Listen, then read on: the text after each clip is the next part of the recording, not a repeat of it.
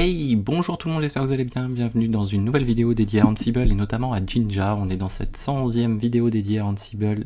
On s'intéresse aux host vars et aux groupes vars, plus exactement aux groupes et aux croisements. Vous allez voir, c'est assez intéressant, c'est des choses qu'on a déjà pratiquées au cours des derniers TP, mais sur lesquelles j'ai pas vraiment fait de focus dessus parce que je voulais pas mélanger différents éléments pédagogiques ensemble.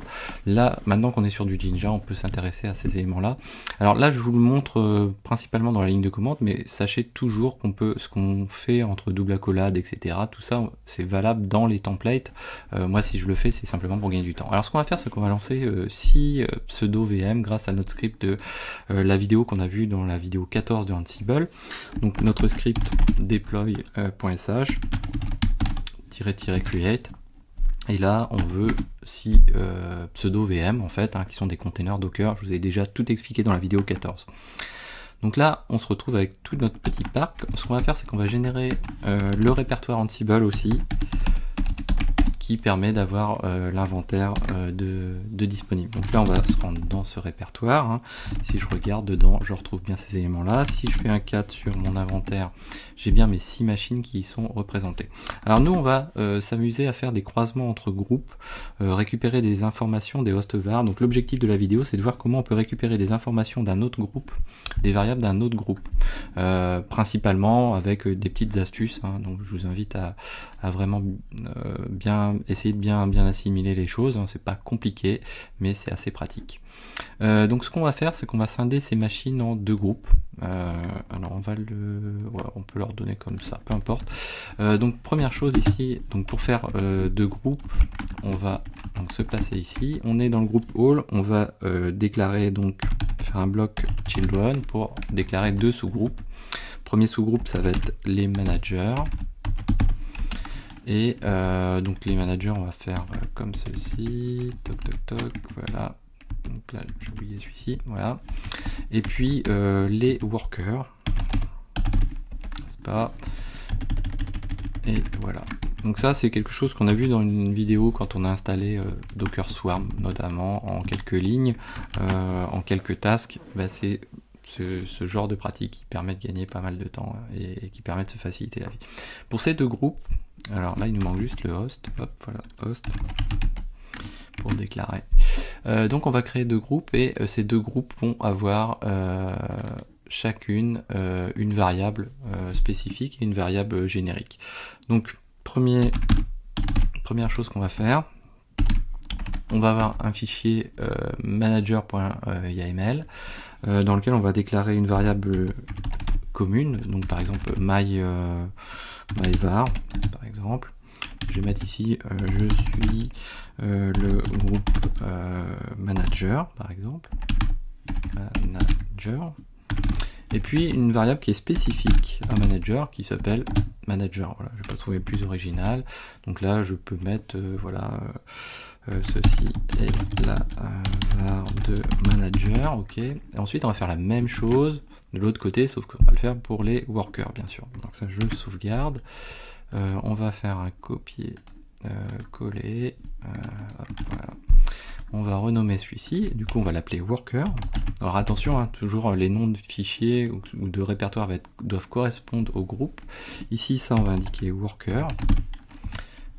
J'aurais pu aller un peu plus vite, mais c'est pas grave. Ouais, on va se le faire comme ceci. Worker, voilà. Donc là, parfait.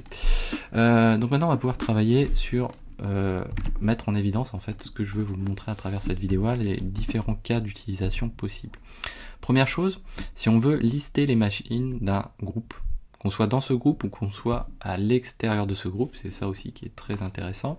On va donc on va créer notre fichier playbook.yml, bien sûr, pour pouvoir jouer les choses. Playbook.yml, voilà.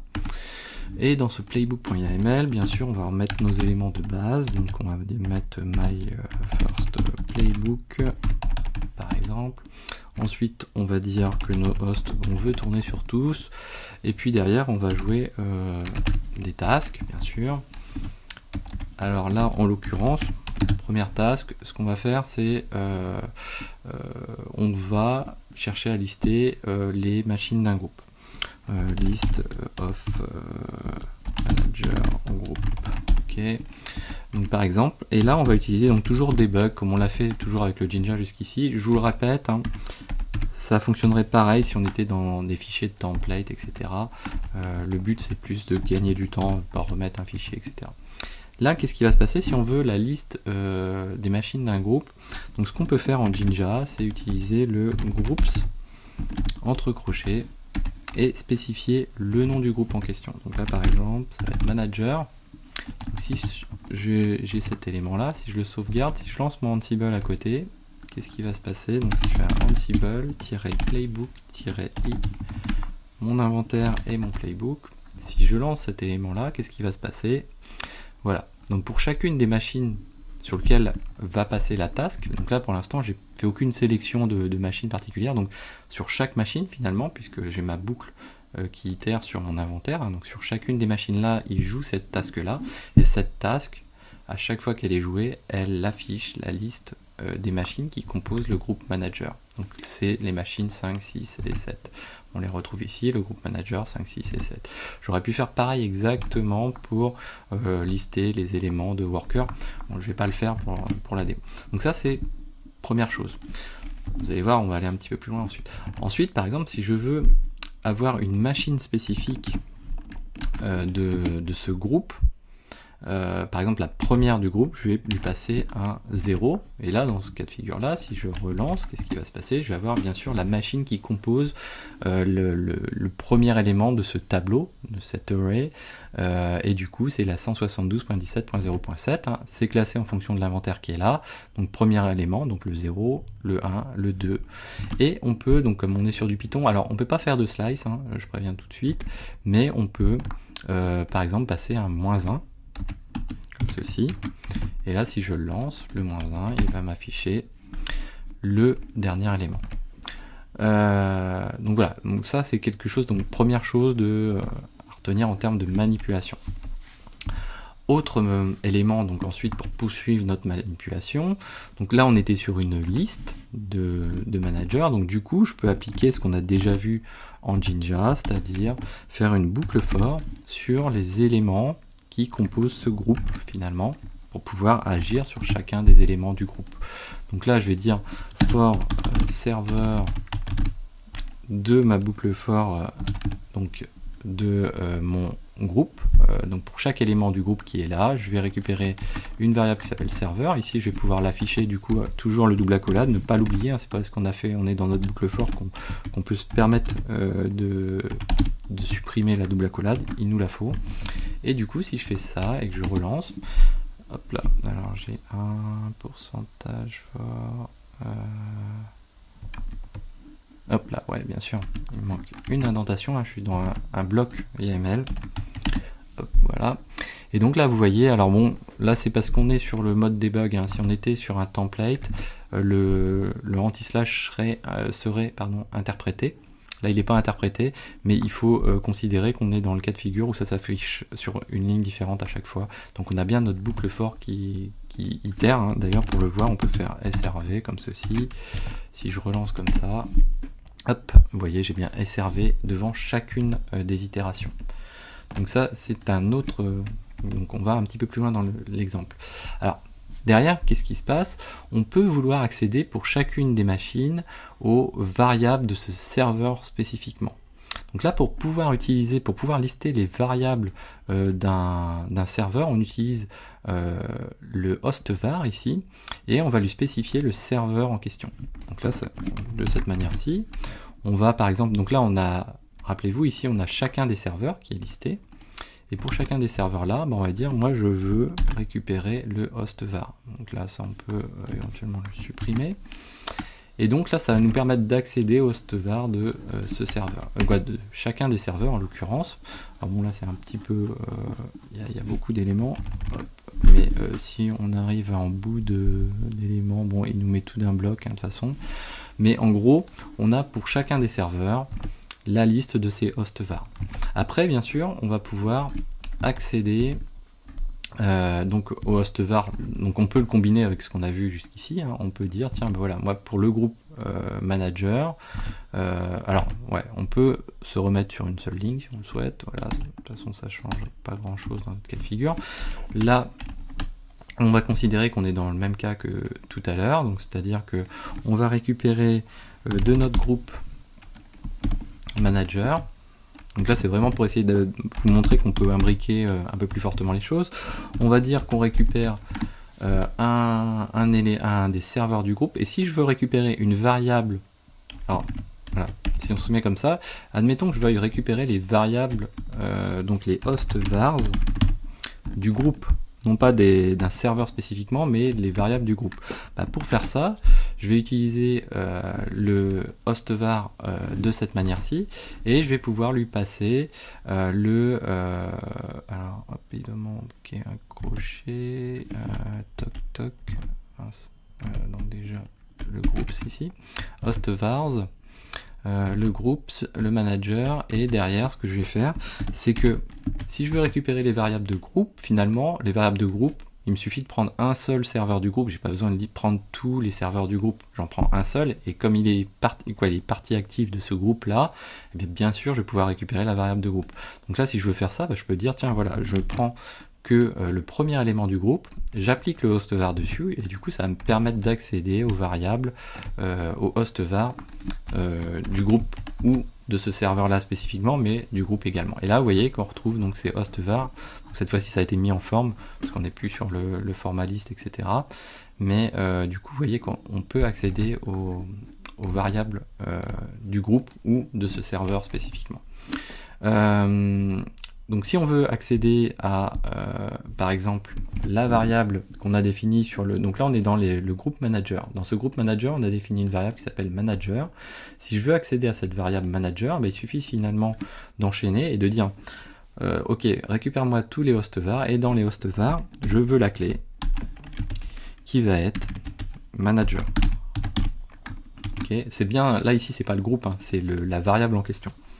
Donc là, si je me place comme ceci, que je relance, hop, qu'est-ce que je retrouve? Je retrouve là le contenu de la variable manager. Attention, regardez bien, c'est que là, peu importe la machine sur laquelle il me récupère cette variable-là en allant chercher dans le groupe en question. C'est-à-dire que même si je suis sur des machines du groupe worker, il va aller chercher la valeur de la variable manager définie pour cette machine-ci.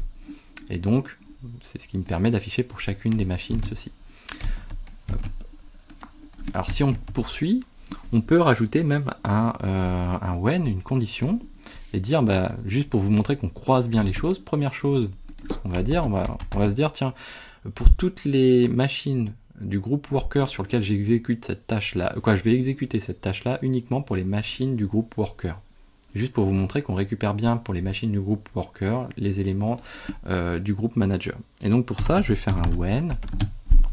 Je vais pouvoir dire, tiens, je vais me baser sur le nom de la machine, donc l'inventory name, qui est donc à chaque fois que je vais itérer sur une des machines pour faire la tâche, cette variable-là, elle est renseignée par défaut, hein, Ansible la connaît par défaut, et je vais dire, ça, tu me le fais que quand la valeur de inventory name, donc sur la machine laquelle je suis, appartient au groupe worker. Donc vous voyez qu'on recoupe finalement avec ce qu'on a déjà vu précédemment, avec un S, à chaque fois j'ai tendance à pas mettre le S, voilà.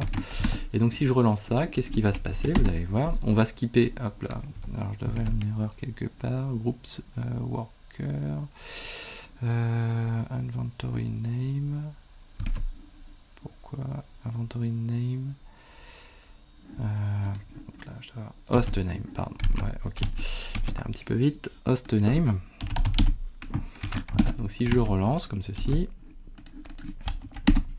qu'est-ce qui se passe? Vous voyez qu'on a skippé la tâche quand on était sur une machine du groupe manager, et là pour les machines du groupe worker, ce qu'on fait c'est que on est sur une machine du groupe worker, on va chercher dans le groupe manager le contenu de la variable, la valeur de la variable manager, et on va l'afficher, et voilà, c'est ce qui se passe ici. Donc c'est assez simple, c'est juste pour bien comprendre le principe et la manière d'appeler les choses que je vous montre tout ça. Alors autre élément aussi intéressant, si par exemple on récupère Alors, que je ne dise pas, ouais, voilà. Si on récupère, hop, on va faire un autre croisement, un petit peu différent. Là, par exemple, on va constituer une variable Ansible à partir d'une tâche.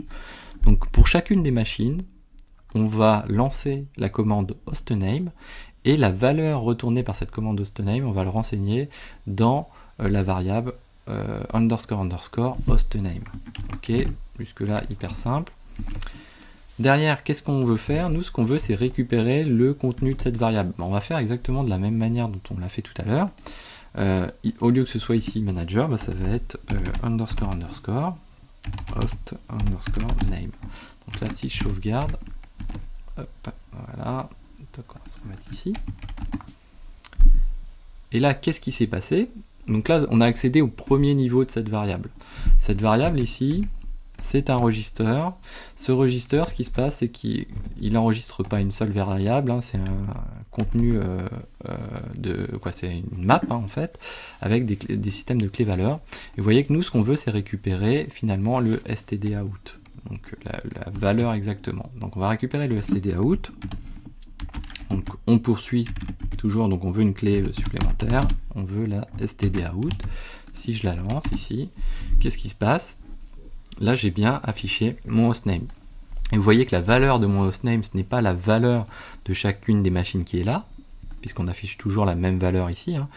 On l'affiche uniquement pour les machines du groupe worker, mais vous voyez qu'on récupère le hostname de la machine qui compose le groupe manager, et c'est la première machine du groupe manager qu'on récupère, c'est-à-dire celle-ci, Debian 6. Donc qui est la .7 finalement. Voilà, donc ça c'est quand est-ce que c'est utilisable, à quel moment c'est intéressant. Je vous invite à aller voir la vidéo, je crois que c'est 52.